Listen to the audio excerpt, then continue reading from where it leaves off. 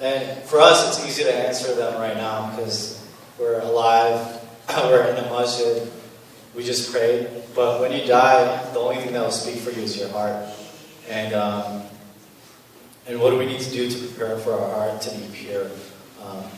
Generally speaking, you can't mix oil and water. So think of the bad things in this dunya as oil, and the good things as water. So your heart's very sensitive.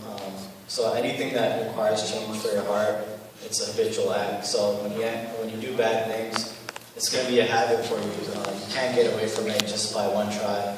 So it doesn't matter if you're drinking, you're smoking, you're talking to girls, anything bad that you do, you have to try very hard to get rid of that act because it's a habitual act and your heart's very used to it. So sometimes if you notice, let's just say your mom tells you to stop listening to music and listen to Quran in the car.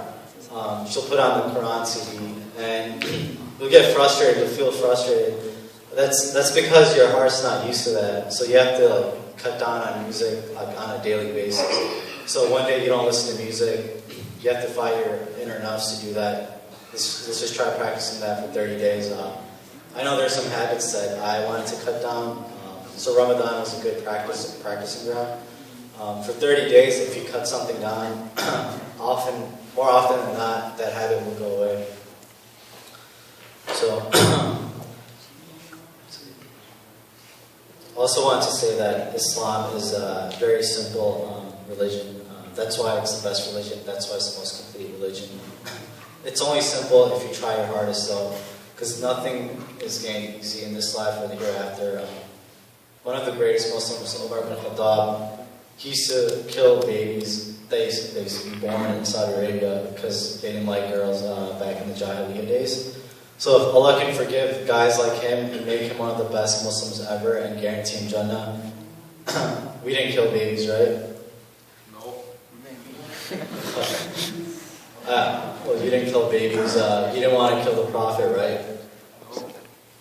Exactly. So as long as you have hope in Allah and ask for His forgiveness, and sincerely ask for forgiveness and cut down on bad habits, inshallah Allah will forgive you. If you can allow a prostitute to enter Jannah just by doing one good deed, think of what you can do if you do good deeds on a consistent basis with sincerity. And last thing I want to say is, the age that you guys are in, what is it, like 18 to what, 21? 15. I'm turning 16 in 4 days. 16 to 21. 15 in 4 days.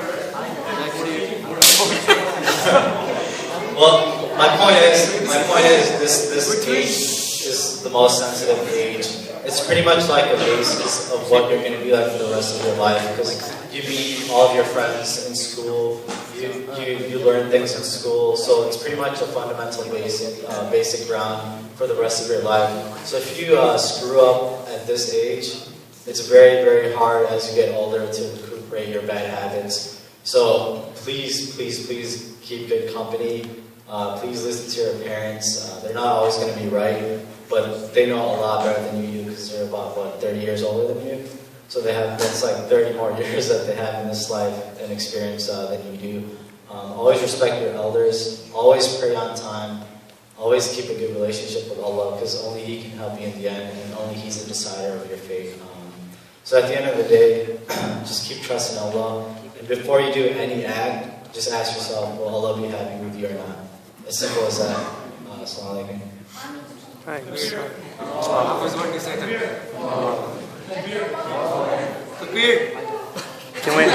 Can we ask some questions? Does anyone have any questions? You don't need to record the Q&A session.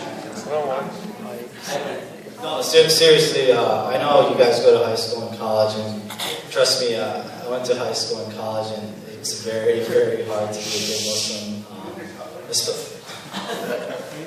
especially if you're around bad people.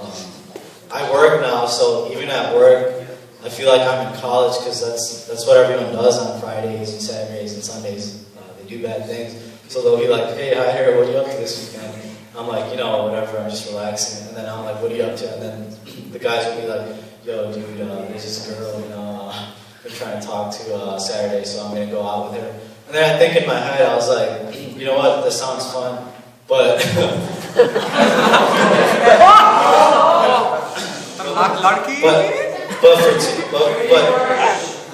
but after that, I realized he's having fun for 5-10 minutes, but what's gonna happen to him hereafter? The punishment is so severe that we can't even comprehend. You go outside when it's like 90 degrees and you step on concrete, your feet are burning. Multiply that by like infinity, and that's what's going to happen to you, even if you touch a girl's hand. So just be careful out there. It's very tempting to do anything, especially with internet access, with cell phone access. Some of you guys are driving.